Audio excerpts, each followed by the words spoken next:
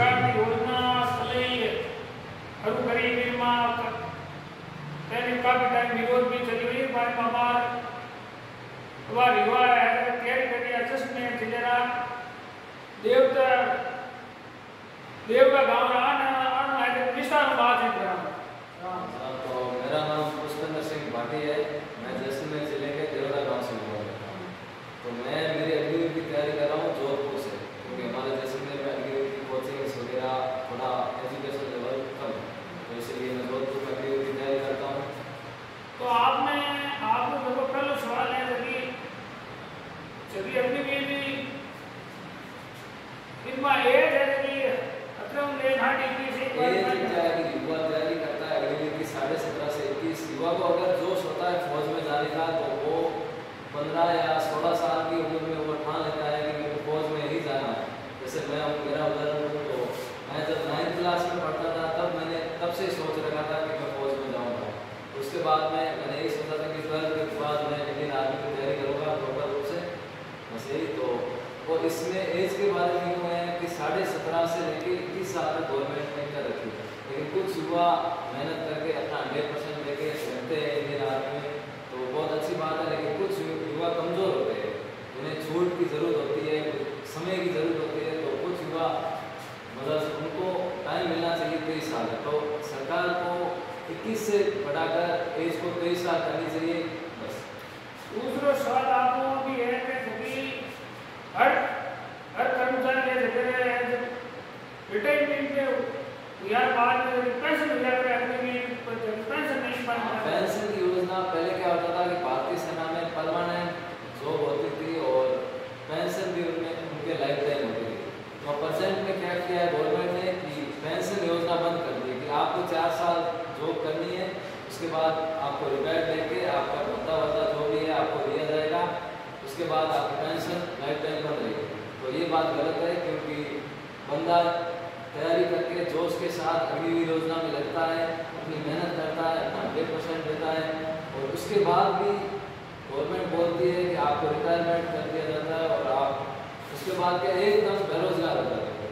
उसके बाद क्या है कि गवर्नमेंट को पेंशन योजना लागू करनी चाहिए। वैसे गवर्नमेंट का यही मानना है कि वो अग्निवीर में पेंशन योजना का कोई महत्व नहीं दिया गया है, तो ये योजना इसमें थोड़ा सा कुछ बदलाव किया जाना चाहिए, पेंशन योजना पर बन जाना चाहिए। आप अपनी सवाल एनसीसी के बारे में आप एनसीसी का महत्व यूँ है कि पहले जब भारतीय सेना में एनसीसी का महत्व ये था कि पहले रनिंग होती थी, फिजिकल होता था, उसके बाद मेडिकल होता था। मेडिकल फिट होने के बाद बंदे के जिसके पास एनसीसी सर्टिफिकेट है उसका एग्जाम माफ था। तो ये योजना बहुत अच्छी थी। जब ये अग्निवीर योजना लागू की गई है तो एनसीसी के महत्व में बड़ा बदलाव आया है, और एनसीसी में 10% या 20% आपको मिलेगा एग्ज़ाम के थ्रू, और एनसीसी का कोई एग्ज़ाम सर्टिफिकेट मैं तो बहुत कम कर दिया गया है। इसलिए एनसीसी का महत्व होना चाहिए, क्योंकि कोई भी युवा साथी आपका 3 साल एनसीसी में अपना समय देता है, इसलिए 3 साल का बहुत ही बड़ा महत्व होता है। तो 3 साल समय देने के बाद उसको बहुत ही भारतीय सेना में छूट मिलनी चाहिए। तो गवर्नमेंट के द्वारा एनसीसी के महत्व को बढ़ावा देना चाहिए और भारतीय सेना में उसको आगे आने की छूट देनी चाहिए। आपने अभी बताया पहले कि हमारा आर्मी में जाना है, मैं नमी कला से ध्यान दिया आपने अभी है अभी बात आप बढ़िया बताई है। देखो 4-5 साल बच्चों जो रेगुलर मेहनत करके वो कटी मंजिल हासिल करने हरवा करने के लिए और भी आप जगह मेहनत करनी जाओगे, जगह देश मेहनत करके अपन हमारे आप ही बनते हो। देखो आप मेहनत करते हो, अपने सच्चे मन से मेहनत करते हो, तो आपका सिलेक्शन कहीं नहीं जाना, आपका सिलेक्शन श्योर, आपका सिलेक्शन 100% होगा श्योर। आप अपना 100% देते हो तो उस 100 को 0 पर कोई नहीं ला सकता। 100 का 99% भी होगा तो आपका सिलेक्शन होगा। अगर आप अपना खुद का 20% देते हो तो 19-20 हो सकता है, उसमें आप असफलता पा सकते हो, लेकिन 100 को 0 पर कोई नहीं ला सकता। इसलिए आप अपना मेहनत का 100% दीजिए तो आपका सिलेक्शन श्योर।